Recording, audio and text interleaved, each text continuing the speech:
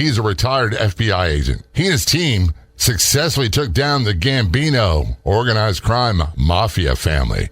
His role was investigating strippers and an exotic men's club. Defense attorneys made unfounded complaints against him and his activity with the strippers. Those complaints still follow him today. Welcome to the Law Enforcement Talk Radio Show. In the Law Enforcement Talk Radio Show, we are joined by special guests talking about their experiences, the realities of investigating crimes, plus those who have experienced horrendous trauma. Police, first responders, military, and victims of crime share their stories. Hi, I'm John J. Wiley. In addition to being a broadcaster, I'm also a retired police sergeant. Be sure to check out our website, letradio.com, and also like us on Facebook. Search for the Law Enforcement Talk Radio Show. The Law Enforcement Talk Radio Show is brought to you in part by Colonial Metals Group. Protect your family's financial future with gold and silver. Their level of professionalism makes it easy for you to learn everything you need to know about preserving all you've worked for. Call Paul and his staff at Colonial Metals Group to learn how to get started. Call 800-898-1841. 800-898-1841. That's 800-898-1841, or go online to colonialmetalsgroup.com/LET radio. Contact us from Virginia. We have retired FBI agent Mark Sewell on the Law Enforcement Talk Radio Show. Mark, first, thanks for your service. Secondly, thanks for being a guest on the show. Both very much appreciated. Well, thank you for having me. I look forward to it. You've been retired now how long from the FBI? I retired in 2017 at the end, so I think we're at the 6-year mark now. Well, good for you. You put in, 25 years at the federal system? I'm not sure what their retirement process is. Yeah, so it was 20 years as an agent and then 10 years in the Marines. So in the federal system together, I'm allowed to roll those together, so that makes 30. Oh, good for you. And by the way, thanks for your service in the Marine Corps. That's also very much appreciated as well. And one of your tasks in the FBI, a lot of people think of the FBI with bank robberies, which is something they do. A lot of other things they do, but one of the things that the FBI does, I don't know a lot about, is investigating organized crime families. Am I correct? Yes. Historically, that has been a big responsibility of the FBI, but because of the success that we've had investigating, we being the FBI, investigating traditional organized crime families that you would see portrayed like the Sopranos or something to that effect, that's becoming a less and less of a threat, and that's a good thing. It is a really good thing, and I'm an older guy, and I'm retired from the Baltimore Police Department. We never had a problem with the Mafia, so to speak, and I'm air quoting the Mafia in Baltimore. There was rumors that it was a safe town. They went there to hide out, whatever it might be. There's also talk about the local criminal gangs wouldn't stand for it, and there's a lot of disputes. It wasn't just worth it, but there was a time frame in the 50s, 60s, and 70s that was rather glamorous, and they had a mystique about them that was glamorized by Hollywood. That doesn't seem to be the case anymore. I would agree with you. You're not going to see any mob movies made about the current mob. It's always going to be set back in time. What made my case significant was we were at the end of that era, and perhaps we like to think that we were just part of a small coffin nail that really kind of ended that era as well. But I agree with you. The mob movies that the Al Pacinos and the Robert De Niro's play in and et cetera are normally set in that era that you mentioned, the 60s, 70s, and 80s. Yeah, and I don't profess to be an expert in it. I do know from my experience a lot about organized Jamaican cocaine organizations and their involvement with the so-called music industry and all those things. I don't know anything about the organized crime Italian. And by the way, it's not an ethnic thing. And maybe you can answer this, because the Irish had their turn. They still do in certain parts of America. The Jewish people had their turn. They do in certain parts of America. The Italians, the Polish, you name it. The Ukrainians, Albanians, they've all got it. That is correct. And we use those terms within the Bureau, not for anything related to ethnic other than to divide the groups up. The Italians were simply known as IOC, Italian Organized Crime, but within their own community, we've adopted their name a lot, and that was LCN, which was La Cosa Nostra, which is the Italian words for this thing of ours, which is the way that the old-time mobsters described their organization. It was this thing of ours. They didn't have a name such as the mob or the mafia. It was simply this thing of ours. And that translates into La Cosa Nostra, which we in law enforcement and specifically the FBI called the LCN. And so for generations, you would tell someone in law enforcement, I investigate the LCN, and they would know exactly what you're talking about. Gotcha. Now, why is it that some places like Baltimore, they never really had, in your opinion, maybe experience, why they never had a mafia presence there?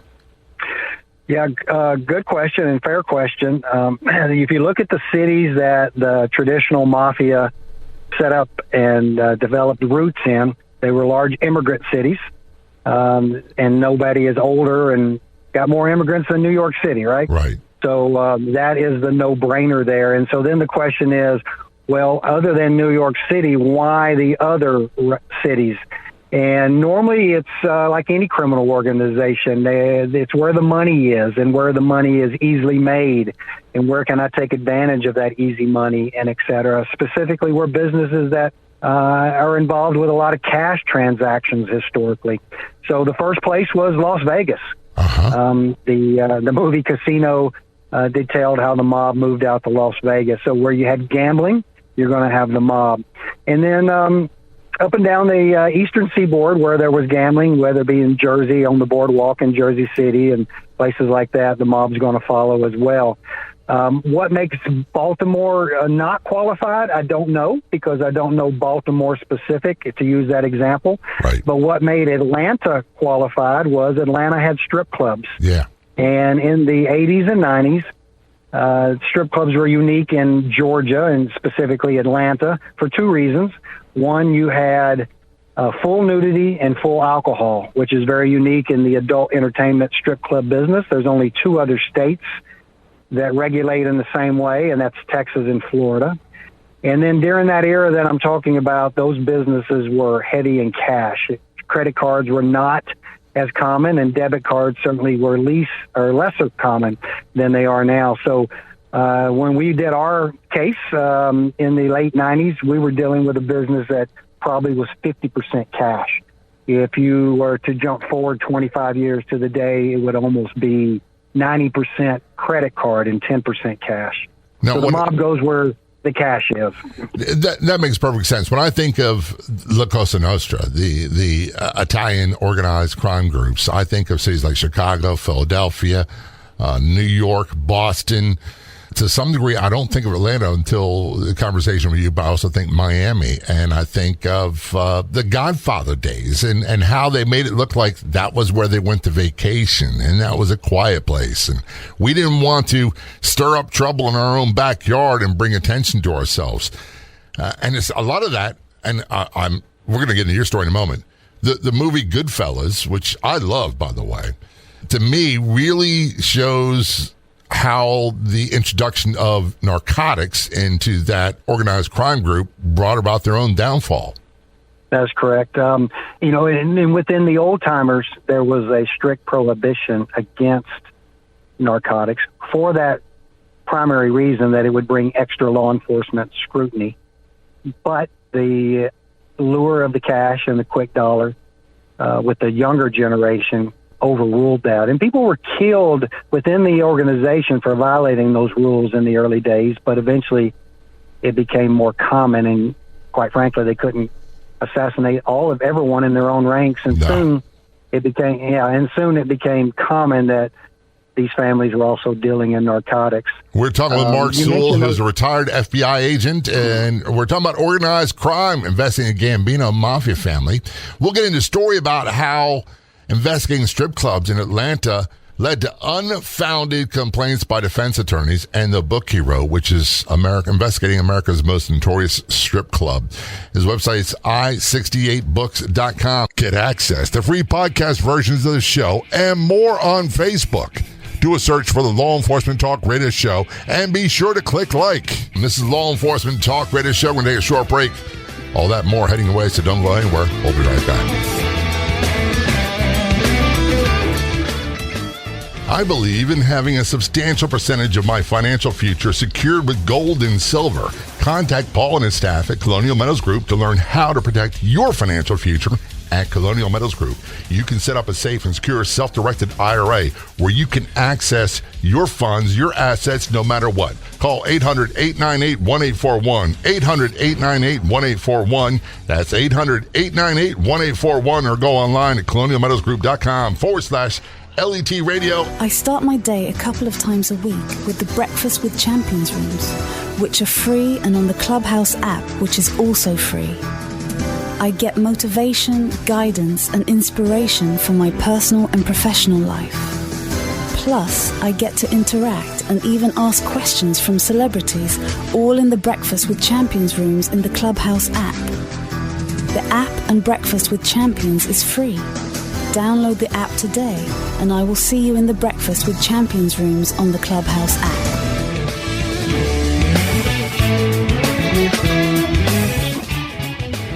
Back to our conversation. Mark Sewell on the Law Enforcement Talk Radio Show. He is a retired FBI agent. Him and his crew successfully took down the Gambino organized crime Mafia family, and he was investigating strippers in Atlanta, Georgia, and received unfounded complaints by defense attorneys, which still follow him today. And he wrote the book, Investigating America's Most Notorious Strip Club. His website is i68books.com. To be totally honest with you, Mark, I find this entire conversation about organized crime groups and investigating fascinating because it's totally different than what I did. I do have a little bit more information than most people. You investigated the Gambino Crime Family. When we say family, that was a term they used to talk about the 5 families in New York. Am I wrong? You're not wrong.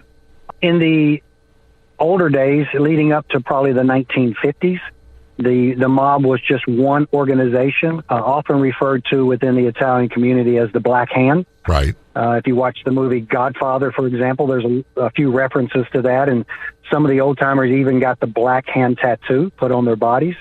But then in the 50s, as the city got bigger, as the opportunities to make more money became bigger, and the families eventually, or that one organization eventually split based on leaders within that one organization, and they took on the last names of the leaders at the time.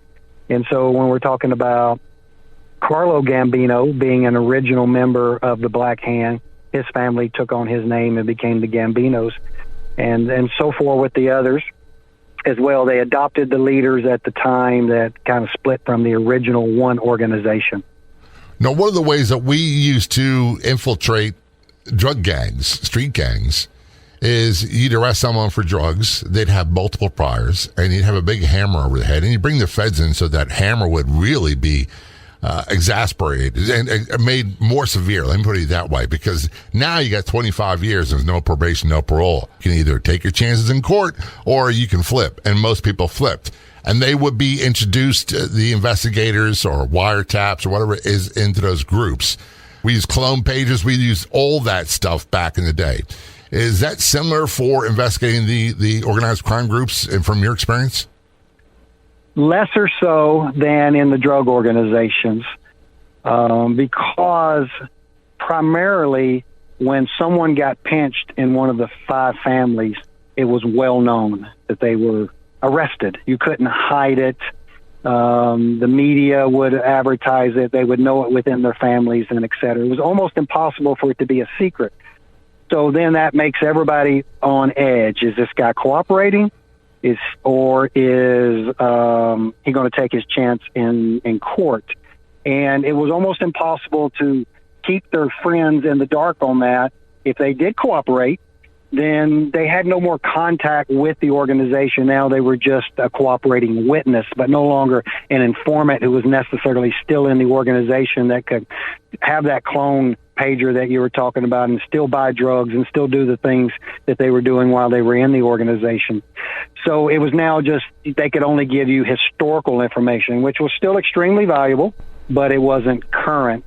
So I think that's the best answer on what you're talking about there. If you wanted to try and recruit somebody that stay active in the organization, you were normally dealing with people that were on the peripheral edges who weren't on the inner circle. They had a little bit more anonymity, and if they had gotten pinched, it was less likely that somebody would be doing business with them in such a manner that everybody would know their business. But once you're in that family, once you're a made guy, they know your business, and if you get pinched, they're going to know it. So how does an organization like the FBI and you and your team get involved with investigating the Gambino organized crime mafia family? Well, as my training agent, John Accavelli, once told me, hey, Mark, remember, being in the mob is not a crime. And you know that as well. Being in a street gang, being in the Crips, being a blood member is not a crime. Right. It's the actions that you take while you're in the organization that make that are a crime. But we know who the members are, and we know it's just they're a criminal organization, and crimes is how they feed the organization. So obviously we're watching. We're looking out for them. We're following them. Everything they're doing, we're investigating. So directly to your question, there was an individual from New York who was an associate of the Gambinos, a high-ranking associate. He was not a member because he was of Jewish descent, and he would never be a member having Jewish blood, for example. But he was a moneymaker for the Gambinos, and he was well-respected. So with that, he was followed by the FBI, constantly tracked, and we knew what his whereabouts and businesses entailed. And he bought a strip club down in Atlanta and set up shop, if you will, in Atlanta. And when he did that, New York was the first to know about it because he had left New York to come down to Atlanta to buy this strip club. And so New York FBI basically picks up a telephone and calls Atlanta FBI and says, hey, you've got a top-level associate down there in your city that just bought a strip club, and we want you to know about it. And that's the way we do business in the FBI. In layman's terms, we pick up the phone and we call other offices and let them know what's going on. That's how John Simmons, the original case agent in 1994, found out that was in the city of Atlanta and now running a strip club. So you found out about it and vicariously through the FBI in New York, but you really didn't know. I mean, it's not like he came forward and said, I'm going to cooperate. Well, never cooperated. You know, we made the case against and when we did that, our primary motivation was it was such a moneymaker, and we knew that the way the mob does business is that the money from this strip club, being so heavy in cash, is being kicked up to the Gambinos in New York. And we began to collect evidence that there was a number of criminal violations occurring in the strip club. And so the money that was going to New York was now tied to criminally gained or earned money originating from the strip club. So that gave us our foot in the door to investigate the club as a criminal organization because of the credit card fraud, because of the public corruption with police officers, because of the prostitution, because of the drug violations. Knowing that money is dirty going to New York, we were able to grab all of that into a RICO conspiracy, and that was our basis for the investigation. Was our primary target, which eventually led us to his Gambino captain, which is known within the Gambino family and known out on the streets as. Mm-hmm.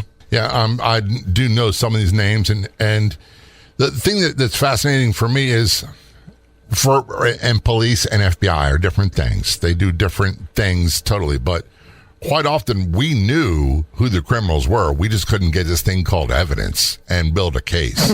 So right. You said you knew that they were doing this, this, and this, and we knew that they were in there, but getting evidence is a different beast, isn't it? That is correct, and you're absolutely right. And so that was our burden. How are we going to prove this to a jury? How are we going to collect even enough evidence to get a judge to say that there is probable cause for crimes to occur, and therefore I'm going to give you a search warrant, and so on. And that came in a variety of different ways. And the primary way is this club had an ecosystem. It employed well over 200 employees. We're going to take a short break on that note. We're talking Mark Sewell. We're returning to this conversation moment. He's a retired FBI agent. He and his team investigated successfully the Gambino Mafia crime family, and he's got complaints from defense attorneys, which we'll talk about, that still follow him today. He wrote the book, Investigating America's Most Notorious Strip Club.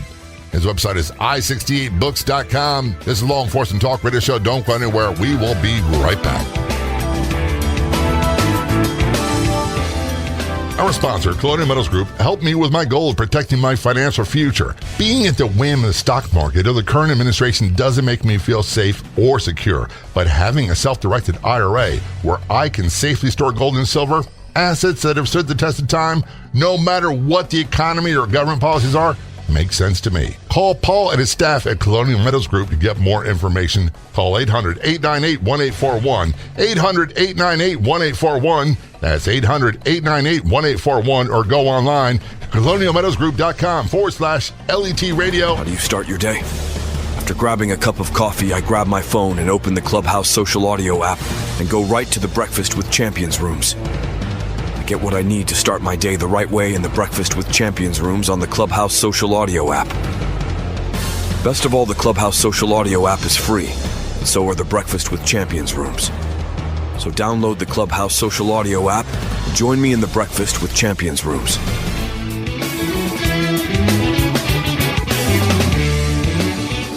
Back to our conversation on the Law Enforcement Talk Radio Show. We are joined by Mark Sewell, who's a retired FBI agent. He and his team investigated the Gambino Mafia organized crime family, took them down successfully, and a big part of his job was investigating a strip club, which he wrote a book about called Investigating America's Most Notorious Strip Club, and his website is i68books.com. During trial, this is important, we'll talk about it in a minute, defense attorneys made accusations against him which were unfounded, yet still follow him today. And the reason I say that, Mark, and we'll cover that in a moment, is people say, well, I heard on the news this. Well, where'd it come from? And I tell my wife all the time, man, when they got no case, the defense attorneys attack the police. That's the first thing they do. And when I say police, FBI as well. And in a way, it's kind of relief. It's not just us. It's you as well. That is correct. The FBI is not immune from personal attacks by defense attorneys, and you're right. That was the case in this investigation. And wait till you hear some of the accusations, which we'll talk about in a little bit. Before we went to break, we talked about the difference between knowing, suspecting things are going on, and getting evidence. And I'll say this, for example, we had an idea who killers were. We never could prove it. We never could get this pesky little thing called probable cause, which you need to have to make an arrest in the United States. And then on top of that, you've got to have a successful prosecution. So there's certain evidence you need to have to take to court. So all that's determined in whether or not you proceed. Was that the case for you guys? It was. We developed our evidence a couple of different ways. The primary way was, as I mentioned earlier, had an ecosystem of employees and it was about 200 in number. And so if we could, as the FBI, start picking off some of those employees and cooperate with us without knowing about it, because they were outside of his inner circle, they were on the peripheral, those people could give us current information about what's going on in the club. They would tell us about crimes that they had committed just days or weeks before they started cooperating with us as well. And primarily, because it is a strip club, those employees are going to be the females in the club, and they're going to be the dancers or the entertainers or the strippers or whatever term you want to associate with them. So myself and my partners, specifically Frank Graziano and I, had developed a plan that we were going to approach the female employees that were on felony probation. And as you know, their terms of their felony probation is they have to cooperate and answer law enforcement's questions truthfully, as long as it's not incriminating on them, as long as it's not about a crime they committed. But if they witness a crime or if they have knowledge of a crime and law enforcement talks to them about that, the judge and the probation officer who let them out of jail expects them to be truthful. It can be a revocation on their probation if they're found to be uncooperative or not truthful. So and that's the hammer you used. That is the hammer. That is the first hammer that we use. You're exactly right. And we didn't have to wave that hammer. These girls know what's expected out of them. Their probation officer routinely made it aware that you're expected to answer questions truthfully. So when I first approached these girls, the probation officer would put a little bit of the fear in them. They get it, and they answer our questions. And quite frankly, some of these girls were very cooperative. They had agendas. Maybe they didn't like the club, even though they worked there. Maybe they didn't like employees in the club at the high level of management because they were treated poorly. And so that was motivation for them to cooperate. There were a couple of girls that received money from the FBI for their cooperation, such as a paid informant would receive. So the girls had other motivations as well outside of their felony probation, but it was very successful. They identified the rackets that were going on in the club. So that would be the first way that we collected evidence. Another way, or the second way, is the fact that we had witnesses knocking on our door wanting to tell us about the crimes that they had been victims of, primarily men who had gone to the club and their credit cards had been taken advantage of. And we're not talking about $100 here or even $500 there being the fraud. We're talking tens of thousands of dollars per individual in credit card fraud, where a $100 tip gets turned into $1,000, where I thought I bought 3 bottles of champagne for $3,000, but in reality, another zero made it $30,000, and so forth. So just one of these tales would be outlandish, but when you start getting dozens and dozens of these tales, then it's a coordinated criminal organizations that manipulating these credit cards to the point where they'd even developed a system to defeat the chargeback attempt by the customer when they would complain that their credit card had been defrauded. The club had a way and had connections with credit card companies and had a stiff-arm technique that would cause the credit card companies to rule in their favor or, at the very least, not require the club to give the money back. So the club continued to benefit from their credit card fraud.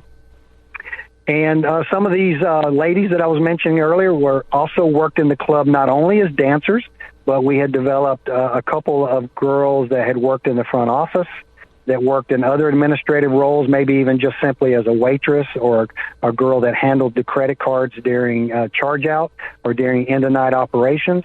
And they were able to tell us about the cash flow, the money, where the money was going, who was getting paid in cash, who was avoiding taxes, how many employees in the club were not paying taxes, et cetera, et cetera. Again, as I used earlier with the credit card fraud, we're not talking about 1 or 2 employees getting paid a little bit of cash under the table. We're talking hundreds of employees getting paid tens of thousands of dollars in cash, and obviously there was a tax violation there. And that was done purposely by the club to avoid paying taxes. So we joined up with the IRS on this case as well to help tackle this tax problem. So that's a couple of the 3 ways that we started to develop evidence or probable cause that you talked about. Perhaps one of the more noteworthy at the trial techniques that we used to collect evidence was a camera, a remote camera that I used from a nearby building that the club eventually found out about, but they couldn't do anything about it to stop me using it, obviously. And that camera captured everybody that went in and out of the club and all the day-to-day ins and outs of the club, who went at what hours and what time. And eventually this became known as the celebrity camera because obviously we were able to capture numerous athletes, celebrities, movie stars, music stars going in and out of the club that these girls, these dancers that I had told you about just a few moments ago, were telling us were engaged in prostitution that was being arranged by the club. So this is not prostitution that they're going in and laying their credit card down for or that they're paying out of their pocket for. This is prostitution that, hey, you're a member of the New York Knicks, and I'm a fan of the New York Knicks, so this girl and this prostitution and this bottle of champagne are free on the club, comped on the club. Now, of course, the girl may not like that, or she may. It depends upon how close the girl was to the inner circle of the club. And so, therefore, there was an understanding by the dancer that she would be paid but she would be paid by the club for her prostitution services, not by what you and I would call the John or the man Right. that was engaging in the sex with her. The club was going to pay her. And why would the club do that is a good question, and the answer is simple. The club was willing to pay this girl $1,000 to have sex with a celebrity athlete because that celebrity athlete was going to be a magnet to draw in the average Joes to the club, because the average Joe wanted to come to the Gold Club in Atlanta so he could show his friends and hang out himself with celebrity athletes, with movie stars, and et cetera.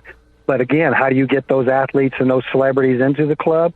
They know that they can go there, receive everything free, to include sex. And that would be like the anchor spots in these strip malls. If you don't have this grocery store, the strip mall usually goes out of business. And that's a more clean way of looking at it. We're talking with Mark Sewell.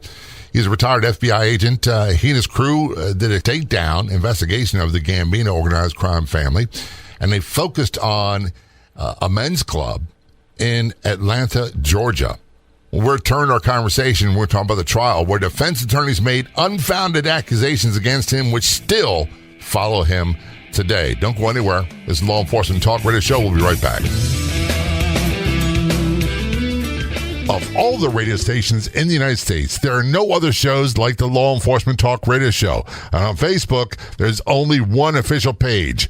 Do a search on Facebook for the Law Enforcement Talk Radio Show. And be sure to like the Law Enforcement Talk Radio Show Facebook page. And if you're on the Clubhouse drop-in audio chat app, be sure to look for me and follow me. My name's John, the letter J, Wiley, W-I-L-E-Y. You can also search for @LET Radio Show. That's John J. Wiley, W-I-L-E-Y, @LET Radio Show on the Clubhouse drop-in audio chat app.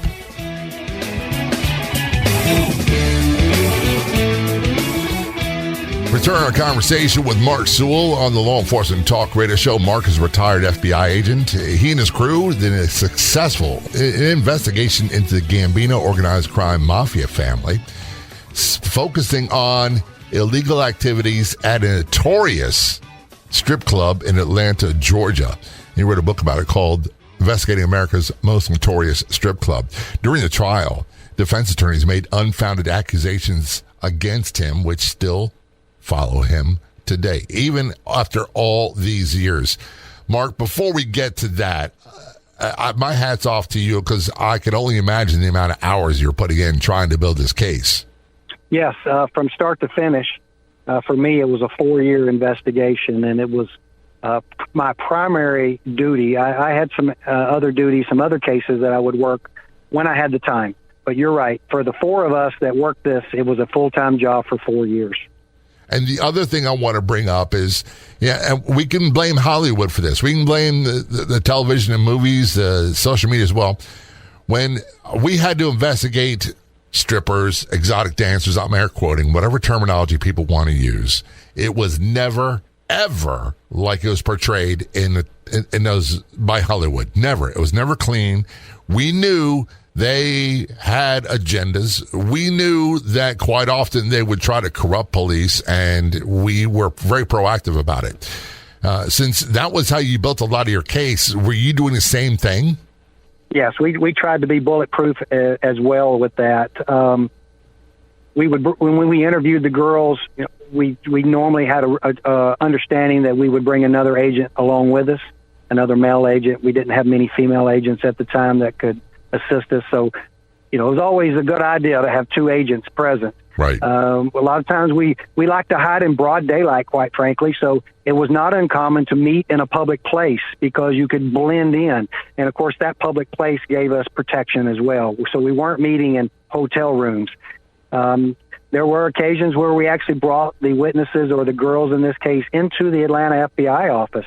We kind of would smuggle them in and meet them in the office for that protection factor that we would build into that. So yes, you're right about that.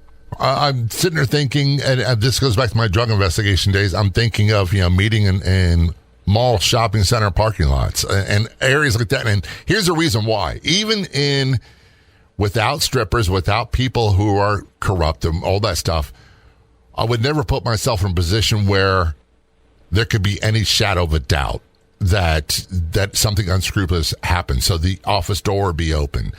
There'd be certainly another witness. I think that makes common sense. A lot of stuff nowadays is videotaped for that very reason. Even though you went to all these extremes, that didn't prevent them from making accusations. I'm saying them, the defense attorneys, when you were in court, did they? No, it did not. The government was having a tremendous amount of success, what we call flipping these girls into government witnesses. They were going from the dark side to the good side, is the old joke, and so forth. But really, it wasn't as hard as it may seem or appear. It's quite frankly, this club had left a wake of damaged girls wherever it had went. There were girls that were taken advantage of emotionally and physically, and after a certain amount of time, they realized it. So when the FBI knocked on their door, they were willing to tell their story.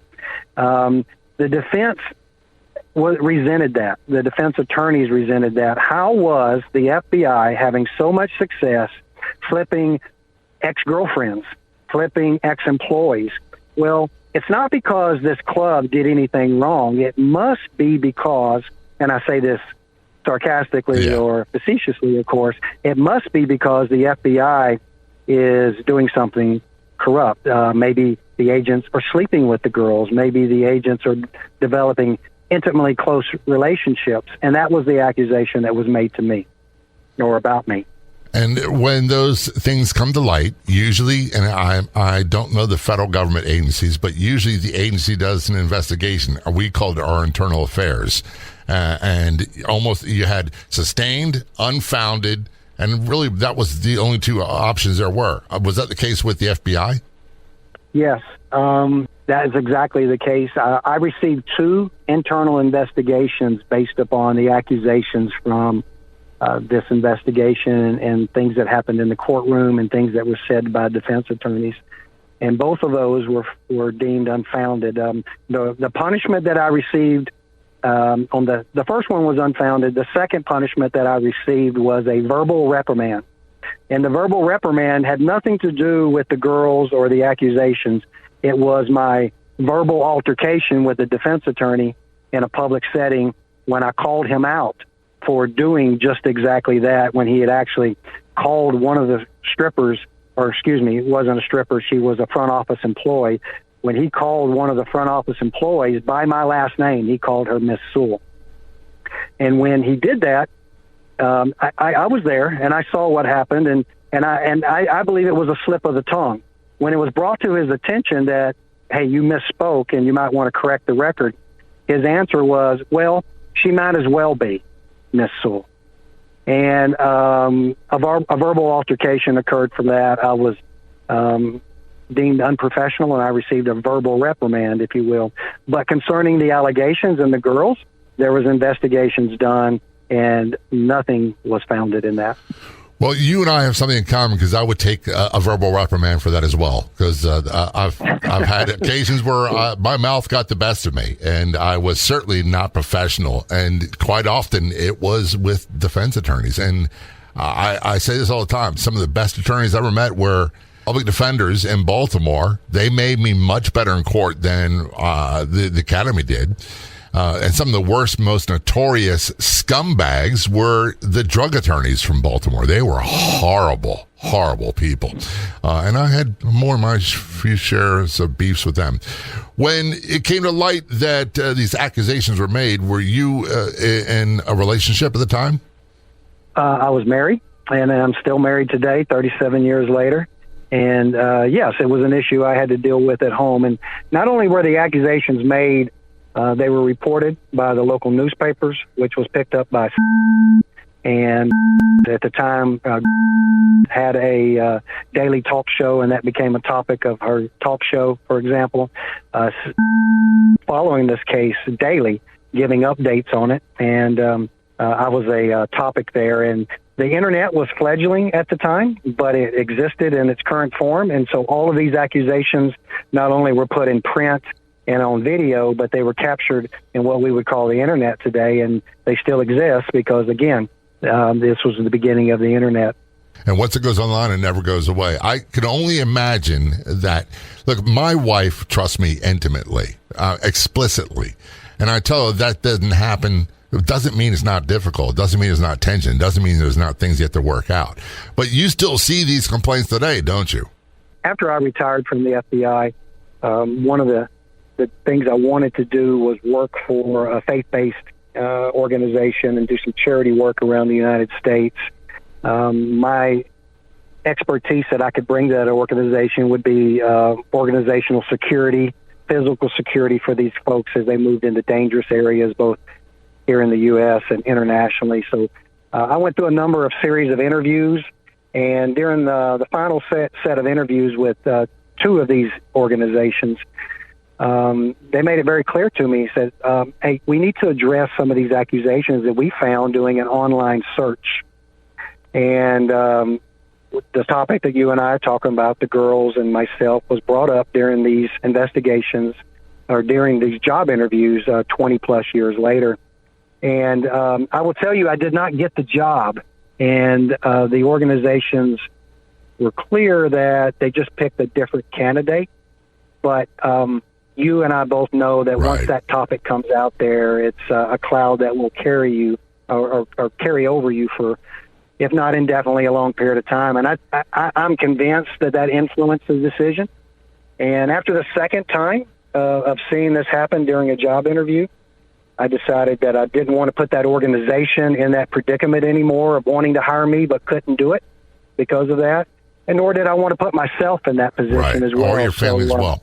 And by the way, check out his book. We're out of time. His book is called Investigating America's Most Notorious Strip Club. His website is i68books.com. You can reach out to Mark right there. It's i68books.com. Mark, thanks for your service and thanks for being a guest on the show. Both very much appreciated.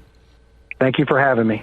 This was a podcast version of the nationally syndicated Law Enforcement Talk radio show, and we are so glad that you decided to join us. Big thanks to our guests for telling their story on the show. Two simple things you can do. Be sure to check out our website, letradio.com. That's letradio.com. And be sure to follow us or like us on Facebook. Do a search on Facebook for Law Enforcement Talk radio show. And be sure when you see a post that we put up that you like, that you resonate with, that gets your attention, be sure to share it with your friends. We'll be back in just a few days with another great episode of the show. See you then.